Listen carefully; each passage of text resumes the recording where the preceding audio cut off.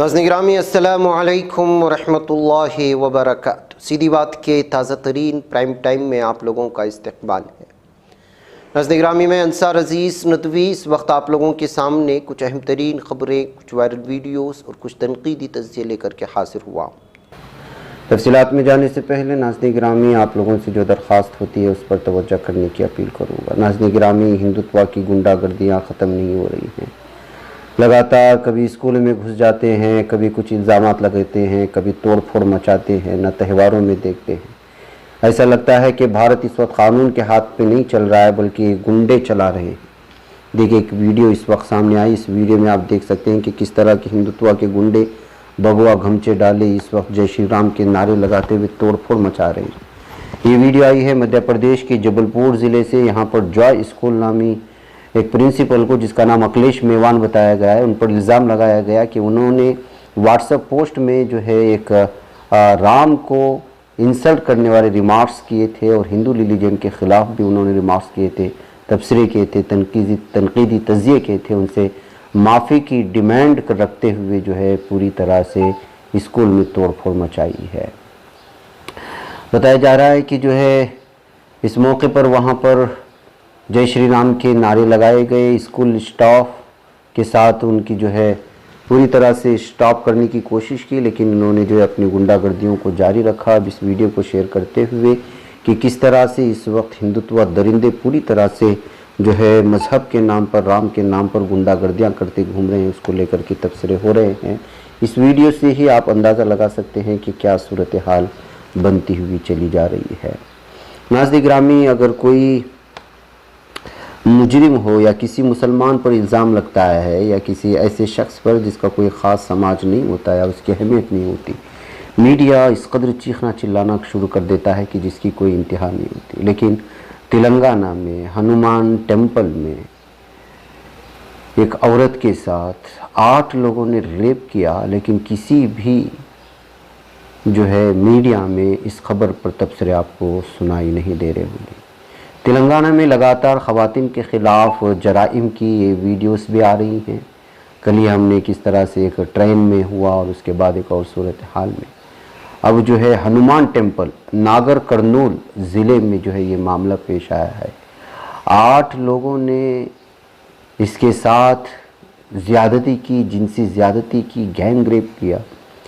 फिर उसके बाद उसे पानी दिया गया। जब खातून ने पानी नहीं लिया तो उस पर पेशाब किए जाने की खबरें सामने आ रही हैं। पुलिस ने खुद इस पर की जाने वाली इन दरिंदगी को जो है लोगों के सामने रखा है। इससे आप अंदाज़ा लगा सकते हैं। बताया जा रहा है कि जो महेश गौड़ नामी 2 अहम तरीन मुलजिम है, वो जो है यहाँ पर एक कॉन्ट्रैक्ट एम्प्लॉय है, इस टेम्पल में यहाँ का मुलाजिम है। उसने अपने 4 मज़ीद दोस्तों को बुलाया, फिर मज़ीद 3 लोगों को जो है इस देहात से बुलाया। उस खातून के साथ जो है ज़बरदस्ती की गई। बताया जा रहा है कि वो दोनों को जो है जानते थे, मियाँ बीवी को जो है जब वहाँ चले गए तो मियाँ को सबसे पहला दरख्त से बांधा, फिर खातून के साथ ये जबर किया गया है। किस कदर भयानक दरिंदगी है, किस कदर हैवानियत है। लेकिन जाहिर सी बात है कि जो है हरीश गौड़, अंजनेलू गौड़, सादिक बाबा, मणिकंठा, कार्तिक, ये तमाम के तमाम इस वक्त जो है गिरफ़्तार कर लिए गए हैं। और इन दरिंदों को इस वक्त जो है पुलिस तो गिरफ़्तार कर लिया है, लेकिन मीडिया को एक मंदिर में और मंदिर का एम्प्लॉय वहाँ दर्शन करने आई हुई खातून के साथ, उसके साथ मौजूद शोहर को दरख्त से बांधकर उसके सामने ज़्यादती होती है। मीडिया को जो है उसके कान भी जूं तक नहीं रेंगती। तो आप अंदाज़ा लगाएं कि मीडिया किस कदर जो है जराइम के सिलसिले में एक तरफा जो है रिपोर्ट करता है। जब उसका मज़हब कोई और हो तो उस पर चीखना चिल्लाना कर देता है, और मज़हब उसका नहीं है तो इस खबर को दबा दिया जाता है। इस खबर के सामने आने के बाद इस मौके पर जो है ये तबसरे शुरू हुए। गिरामी, कार में मौजूद इन अफराद को आप देख रहे होंगे, ये लोग दिल्ली के हैं। दिल्ली नोएडा से सनातन सिंह, वीर सिंह, अनिल कुमार, प्रसाद सिंह, इन चारों ने संभल का सफ़र किया ताकि जामिया मस्जिद में जाकर के मस्जिद के बाहर हवन करें। आप अंदाज़ा लगाएं इन लोगों की इंतज़ामिया पुलिस की जानिब से جب پولیس خود جو ہے دھجیاں اڑا رہی ہوتی ہے قانون کی، تو عوام کس قدر جو ہے نڈر ہو جاتے ہیں۔ ابھی ہندوتوا ذہنیت کے حامل 4 لوگ دلی نوئیڈا سے سفر کیا سنبھل کا، جامع مسجد کے سامنے ہون کرنے جا رہے تھے، پولیس ان کو کسٹڈی میں لی ہے۔ کیا خبر یہ آپ تک پہنچی؟ آپ اندازہ لگائیں۔ ادھر ناظرین گرامی، ریلوے ٹکٹ کاؤنٹر میں کچھ لوگ مراٹھی زبان نہ بولنے کی وجہ سے خاتون ملازمین سے جو ہے پوری طرح سے آرگیو کر رہے ہیں۔ ناظرین گرامی، دراصل آج کل جو ہے یہ زبانوں کو لے کر کے علاقائی سطح پر یہ معاملہ بہت جو ہے، ظاہر سی بات ہے ساؤتھ میں اس بات کو دیکھنے کو ملتا تھا، اب مہاراشٹر میں مراٹھی زبان کو لے کر کے بہت ہی زیادہ اب سنجیدگی اور پھر جو حساسیت دیکھنے کو مل رہی ہے۔ وہاں پر دیگر علاقوں سے اور دیگر ریاستوں سے آ کر کام کرنے والے یا دیگر جو مراٹھی نہیں بولتے ان لوگوں کو وہاں کے مراٹھی زبان والے پریشان کر رہے ہیں۔ اس بات کو لے کر کے اس طرح کی شکایتیں، اس طرح کی ویڈیو جب وائرل ہوتی ہیں تو سامنے آتی ہیں، اس کا نظارہ آپ یہاں کر سکتے ہیں۔ मी पेपर करते म्हणून बघा काय मॅडम, तोंडाला मास्क लावा, तोंडा मास्क काढा, मास्क काढा। तुम्हाला मराठीचं वावडं काय आहे ते आम्ही दाखवतो, मास्क काढा। तुम्ही मास्क काढा, आजच्या जन प्रहाराला बघा, मास्क काढा। तुम्ही काय मराठी भाषा असं बोलतात ते? तुमचा आयडी दाखवा, तुमचा आयडी दाखवा, तुमचा आयडी दाखवा। अधिकार नाही मॅडम, तुम्हाला माहिती आहे मराठी काय आहे? तुम्हाला माहिती आहे मराठी काय आहे? मराठी भाषेत काय दर्जा मिळाला माहिती आहे तुम्हाला? तुम्ही डायरेक्ट कसं बोलताय? तुम्ही डायरेक्ट कसं बोलताय? बोला, तुम्ही डायरेक्ट कसं बोलताय का? नाही नाही, मी आतमध्ये येणार नाही, आतमध्ये येणार नाही, त्यांनी बाहेर यायचं, मी आतमध्ये येणार नाही। तुम्ही मराठी भाषेबद्दल काय बोललात बघा, बोलले की नाही?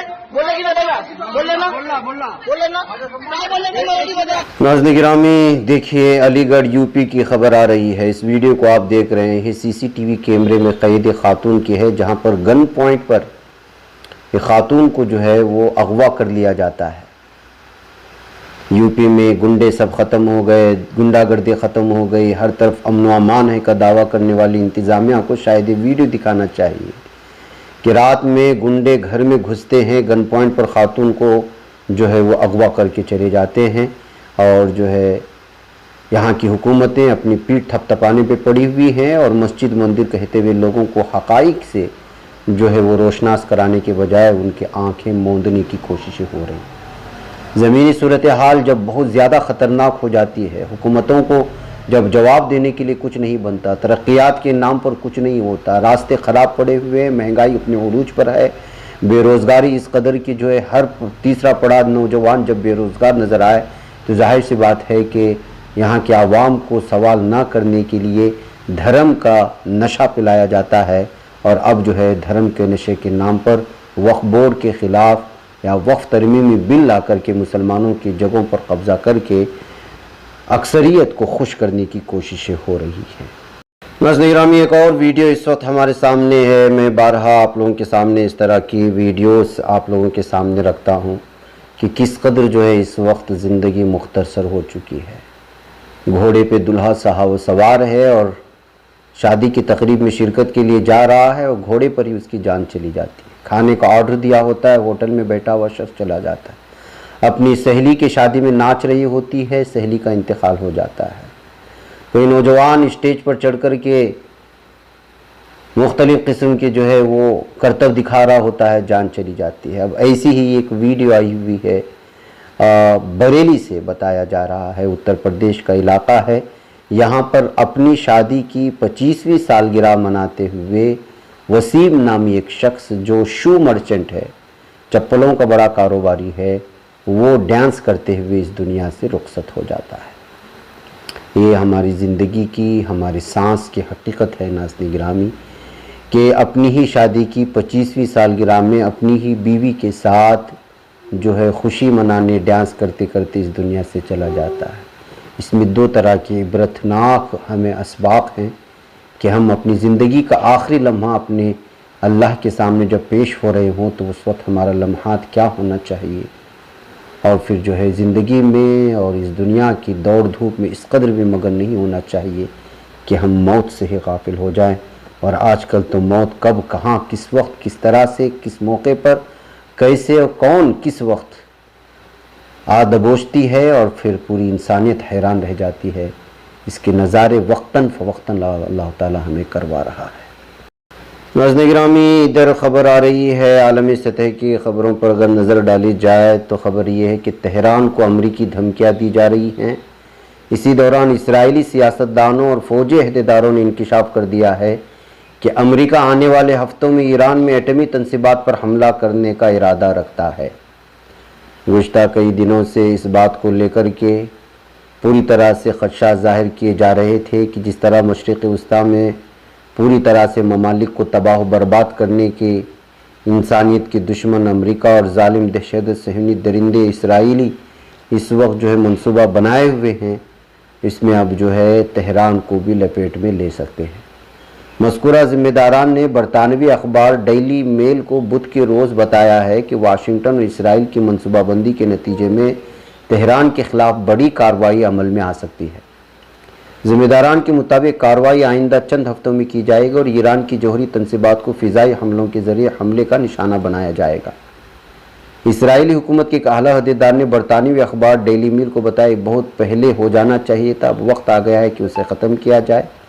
امریکی صدر ڈونلڈ ٹرمپ جنہوں نے ایرانی حکام سے اپنے جوہری پروگرام پر مذاکرات دوبارہ شروع کرنے کا مطالبہ کیا تھا، اس کے بیانات پر تبصرہ کرتے ہوئے انہوں نے مزید کہا کہ یہ احمقانہ مطالبات نہیں ہیں، اسرائیل اور دنیا میں استحکام کے لیے بہت ضروری ہے۔ یعنی اسرائیل کو بچانے کے لیے وہ دنیا کے کسی بھی ملک کو تباہ و برباد کر سکتا ہے، ان کا یہ کہنا ہے۔ تو ناظرین گرامی، کیا ایران ان کا جواب دے گا؟ کیا وہ اس بات ظاہر سی بات ہے کہ کل ہی تمام کے تمام عرب ممالک نے صاف اور واضح طور پر جو ہے ایران کو، اسرائیل کو معاف کیجیے گا، امریکہ کو اور اسرائیل کو واضح کر دیا تھا کہ وہ اپنا خلا اور اپنی فضا جو ہے وہ ایران پر حملہ کرنے کے لیے بھی کسی بھی صورت میں اس کی اجازت نہیں دیں گے۔ انہوں نے صاف اور واضح کیا تھا، اور آج یہ خبر آ گئی ہے کہ اب پوری طرح تیاریاں مکمل ہو چکی ہیں، کبھی بھی آئندہ ہفتوں میں ایران کی تنصیبات پر حملہ کیا جا سکتا ہے۔ ادھر ناظرین گرامی، خبر آ رہی ہے کہ 1 اپریل کو ایک سخت فیصلے میں سپریم کورٹ نے الہ آباد اتر پردیش کی پریاگراج ڈیولپمنٹ اتھارٹی کو حکم دیا ہے کہ وہ ان 6 لوگوں کو 10-10 لاکھ روپے کا معاوضہ ادا کرے جن کے مکانات غیر قانونی طور پر گرائے گئے تھے۔ یہ فیصلہ ایسے وقت میں آیا ہے جب اتر پردیش میں یوگی آدتیہ ناتھ حکومت بلڈوزر جسٹس کا دفاع کر رہی ہے، جس میں عام طور پر مسلم کمیونٹی سے تعلق رکھنے والے ملزمین کی جائیدادوں کو منہدم کیا جا رہا ہے۔ دیوائی نے پہلی رپورٹ میں کیا تھا کہ توڑے گئے مکانات میں سے ایک مکان ریٹائرڈ اردو پروفیسر علی احمد فاطمی کا تھا۔ یہ کارروائی ان کے لیے معاشی اور سماجی طور پر تباہ کن ثابت ہوا۔ انہوں نے دیوائر کو بتایا تھا کہ میں اسے مکان دیکھنے کا حوصلہ بھی نہیں کر سکا۔ پی ڈی اے نے ان کی بیٹی نائلہ فاطمی کے گھر کو بھی مسمار کر دیا تھا۔ اس کے ساتھی وکیل ذوالفقار حیدر اور دیگر 2 افراد کی جائیدادوں کو بھی منہدم کر دیا گیا تھا۔ لائف لا کے مطابق جسٹس ابے ایس اوکا اور اجول بھوئیاں کی بینچ نے اپنے فیصلے میں کہا ہے کہ کارروائی قانونی عمل کی خلاف ورزی تھی، لہٰذا جو ہے اب ان کا معاوضہ دیا جائے۔ آئین کا آرٹیکل 21 شہریوں کی زندگی اور شخصی آزادی کا تحفظ کرتا ہے اور یہ من مانے ڈھنگ سے ذرائع معاش سے محروم کرنے سے روکتا ہے۔ عدالت نے کہا انتظامیہ اور خاص طور پر ڈیولپمنٹ اتھارٹی کو یاد رکھنا چاہیے کہ رہائش کا حق بھی آرٹیکل 21 کا ایک اہم حصہ ہے۔ چونکہ غیر قانونی توڑ پھوڑ آرٹیکل 21 کے تحت درخواست گزاروں کے حقوق کی خلاف ورزی ہے، اس لیے ہم پی ڈی اے کے متاثرین کو 10 لاکھ روپے کا معاوضہ ادا کرنے کا حکم دیتے ہیں، یہ کہتے ہوئے حکم جاری کر دیا گیا ہے۔ تو ناظرین گرامی، ایک طرف عدالتیں اس بلڈوزر کی کارروائی کو لگاتار ناقابل بتایا جا رہا ہے، لیکن جو ہے آپ اندازہ لگا سکتے ہیں کہ اس کے باوجود کس طرح سے یو پی میں بالخصوص اور جہاں جہاں بی جے پی کی حکومتیں ہیں وہ عدالتوں کے فرمانوں کی تو دھجیاں اڑائی رہی ہیں، بالخصوص آئین کی اور قوانین کی ان کے نزدیک کوئی اوقات ہی نہیں ہے، ایسا محسوس ہوتا ہے ان کی ان کارروائیوں کو دیکھ کر۔ بہرکیف ناظرین گرامی، مجھے اجازت۔ السلام علیکم ورحمۃ اللہ وبرکاتہ۔